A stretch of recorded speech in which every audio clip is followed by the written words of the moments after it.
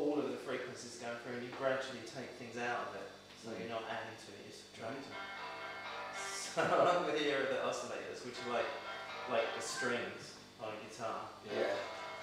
So, and then you mix them together, and then the filter allows different parts of the sound spectrum to come through. So. If it's wide open.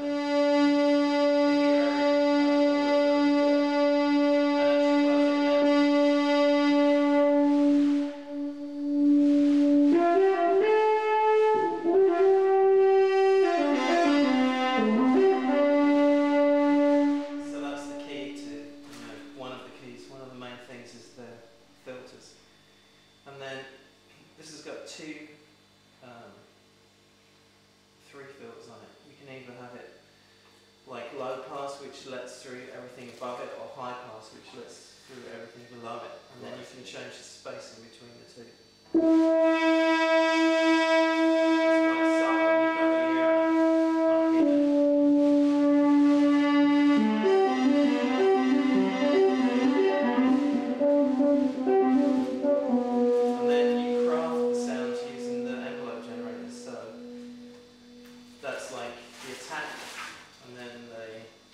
And the sustain, and then the release. Can you hold the mic? Sorry about this.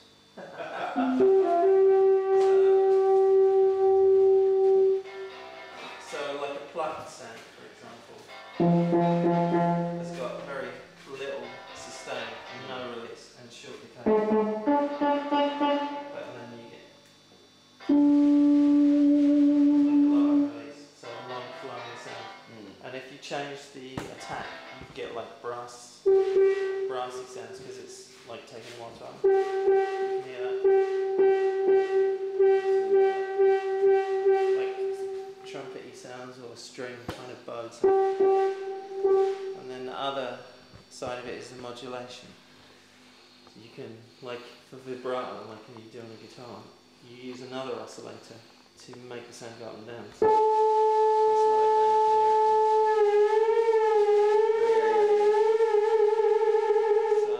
doing the top of the wave though? No, it's doing all of it.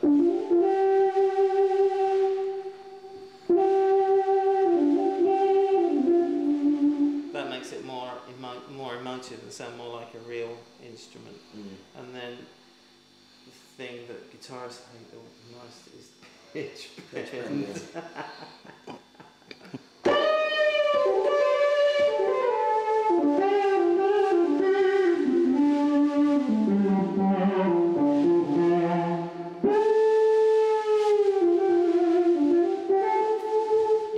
Sustain pedal or like a wah-wah, and it just, I can make it sound like a guitar. In fact, I played a solo on the last Cure record. Yeah. And the guitar tech came in and said, what guitar did Robert use for that then? I was like, this dickhead.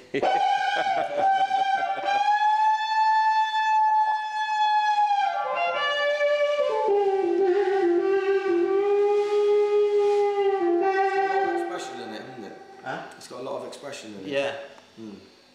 You can't, well, I mean, if you open the filter and make it sound like a space, like a science, you know, sci-fi movie, then it sounds like shit. But I always keep the filter really close.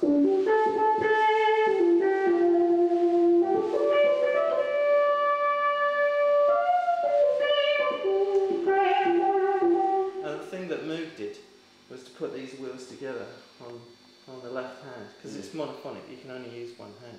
You'll only play one note at a time. Unless you join 5 of them together. But Moog put these wheels together, and I think that was the key to making it a really expressive and musical instrument. And plus the sensitivity of their filter. There are lots of other things you can do with modulation. You can make it, I think the key to like emotional and organic sound is when something's always changing. Like when something's cheap and nasty, you just play it and it stays the same. Nasty, right? So you can bring modulation in to change the wave shape. So it's always changing. I don't pull these leaves out of the back, Jack. So we need to do a tidy up round there, don't we?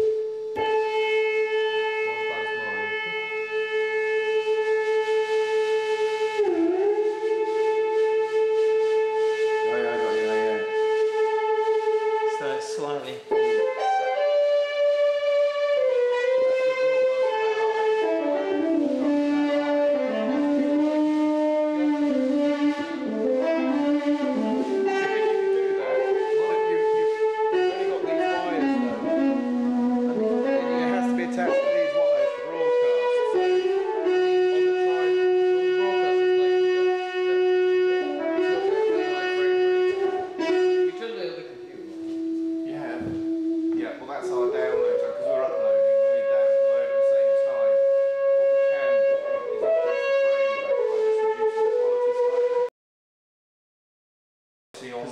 There are actually 3 oscillators, so you can make it.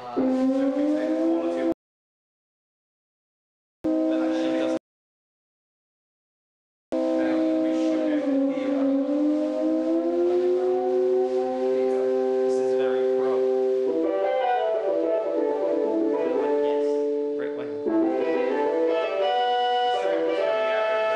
What tape in there, is it? It's put sound 5th. coming out over there. It's only 5th.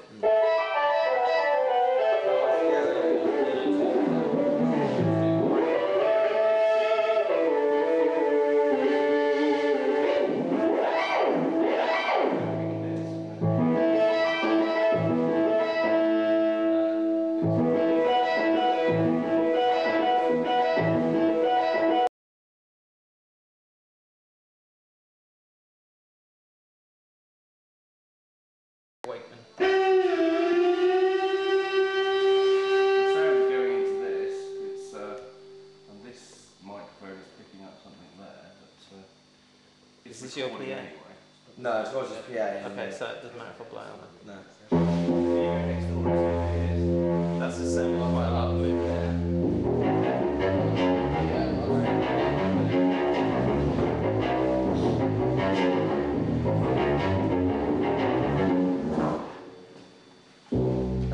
So you can store all your sounds? Yeah, you store the sounds, yeah. None of them are factory, I make them all up. Yeah, and if you wanted to adjust something. Yeah, so you can call up a sound rack, so it's live. And then as soon as you touch anything, it goes live.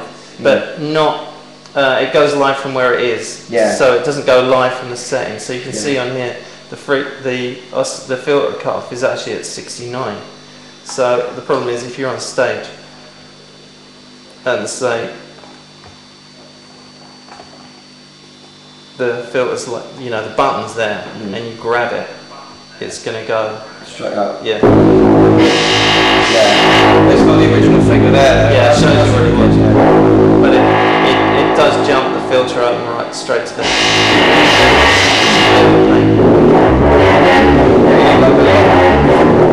Yeah, I think it's just an operating system.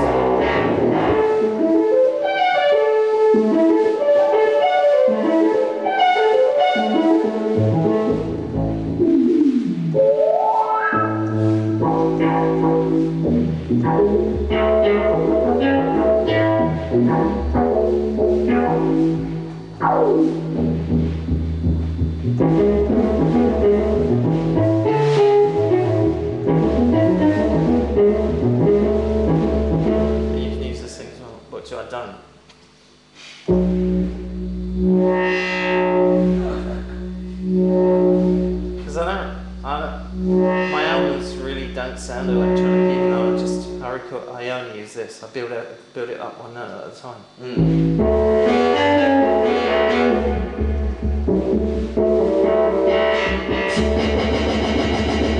That's quite clever.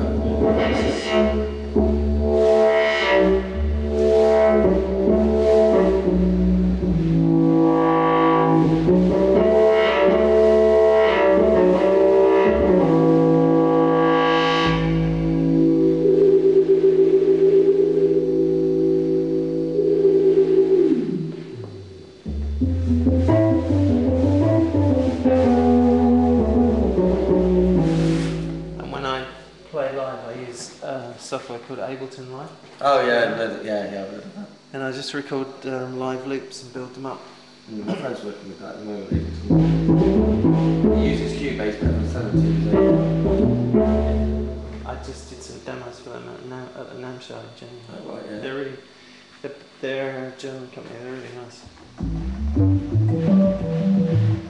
All the good software comes from Germany.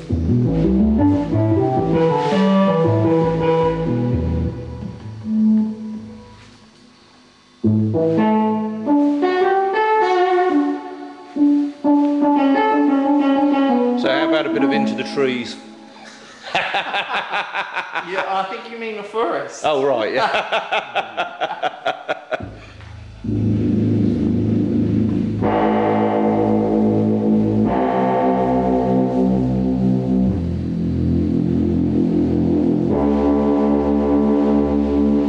Happy now? Yeah.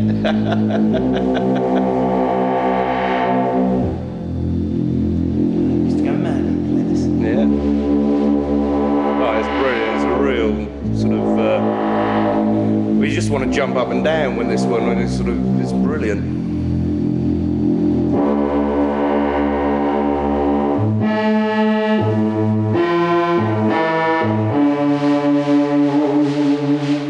And that's quite enough of that. Brilliant. What about she? Did you play? They brought me angels on your. I can't play any of my songs without software because it's monophonic, so I have to build it up one note at a time. And I didn't bring my interface or the controllers, so. But you've done that live from the Apple Store in New York, haven't you? I did some. Yeah. I did a tour of the Apple stores across America, doing like demonstrations of Logic and the Moog and Ableton and Final Cut. Oh, so, Final Cut, fantastic. Yeah, do you do video VJing on keyboard? No. But Aaron made some videos using Final Cut, so we demonstrated that as well. Cool. So cool. Yeah.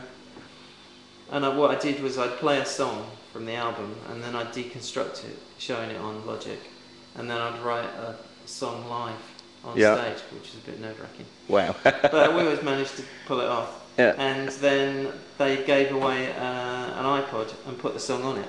Brilliant. And I never kept a copy of the song, so those people have got one-ups. Ah. Which is quite nice. Well, anyone got one of that, send it to Belmont Jam TV and we'll stream it live for you and reunite the composer with the live performance. One night I was trying to loop something and I was like, what the fuck, it just will not loop. And then I realised what I was playing was 3/4 pattern. Yeah. And I was trying to loop it in a 4/4 sequence. It was never going to work, was it?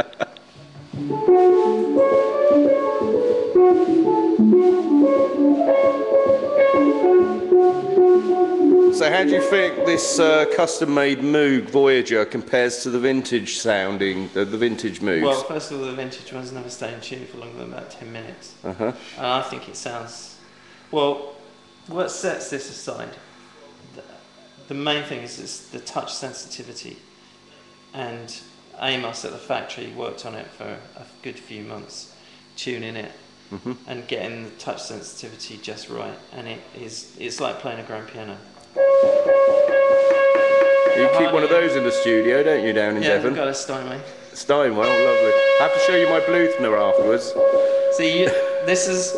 Most synths don't have touch sensitivity, but the harder you hit this, the filter opens. So it's like a piano in a sense, because it gets brighter.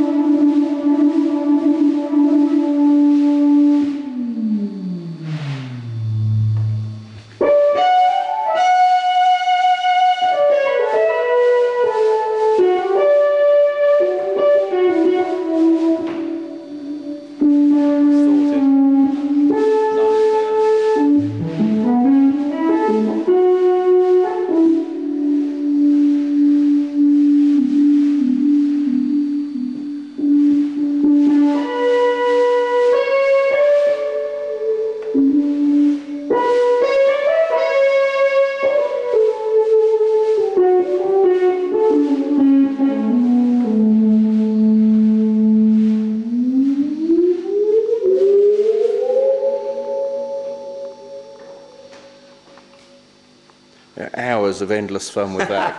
Sort of getting the old scout soundscapes going. Yeah. So this has to be tuned, does it, as well? Yeah. But once it's warmed up, it stays in tune, unlike the old ones. So what do you tune? You tune oscillator 1. So with this. And it's tuned, what, to... You have to tune it to piano 840, tuning? yeah. Yeah. And then you tune, usually when you have a 2 oscillator sound, you use the second oscillator slightly out of tune with 1 to give it a kind of original. Have you ever tried the bias tuning, the one that old-fashioned pianos used to have, or harpsichords? I saw a documentary on BBC Radio, BBC 3, and he was showing this old, I think it's called a bias tuning. They use a different scale. But you can. I don't know if you can micro tune this. You probably could. You'd have to take it apart though. So if you have the 2 oscillators slightly out of tune, you get a richness. And you can detune it to a fit. that's a bit like coil splitting on a guitar then. Yeah. Yeah.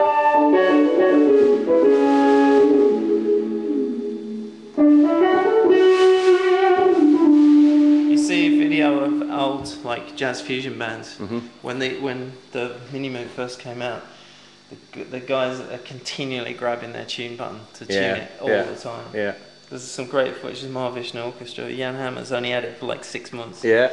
And he's just grabbing the tune button all the time. So it's John McLaughlin's band, the Mahavishnu Orchestra. Yeah. Just laid out the same as like an older Moog. Yeah. Pretty much standard. Yeah, exactly. Layout. What they did was, in the old days, they were modular. So you would buy a modulation circuit, you buy the oscillators, and then you buy a filter and the envelope generators. And what Bob did, he put the most usable parts together in a package and called it a Mini Moog. And that was like when people were able to start taking it on the road and using it on stage. And he really, he sort of defined what the modern performance synthesizer would be. Because if you've got a modular, they're like a wall full of modules, and you plug patch leads in between them to get a sound. And it takes you hours to get a sound. Yeah, so he put it all together in one box, and it's laid out exactly the same. The signal flows from the oscillators across through the mixer, the filter, into the envelopes. So that's basically how all synthesizers were laid out after that. He kind of set the standard. And this screen in the middle here, this black screen, what? Basically, you can set it to do whatever you want. So this is a bit like a finger mouse. Yeah.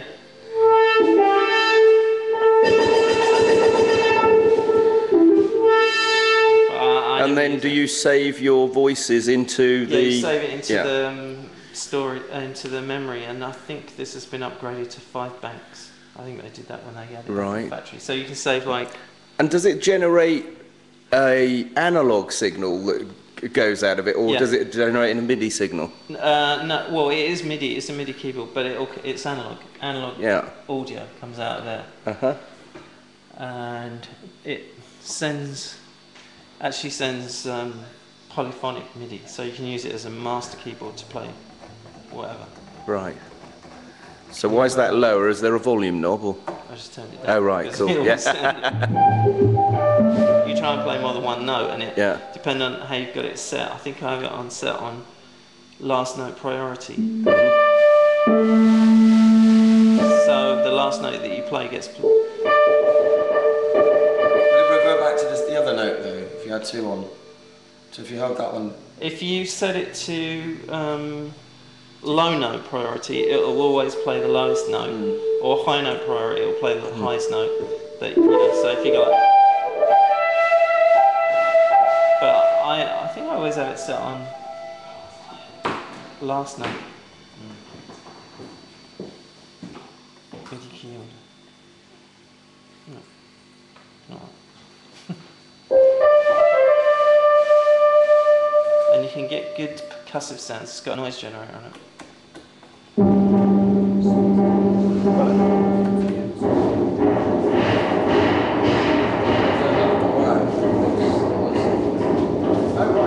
my first solo album, I just used this for percussion sounds.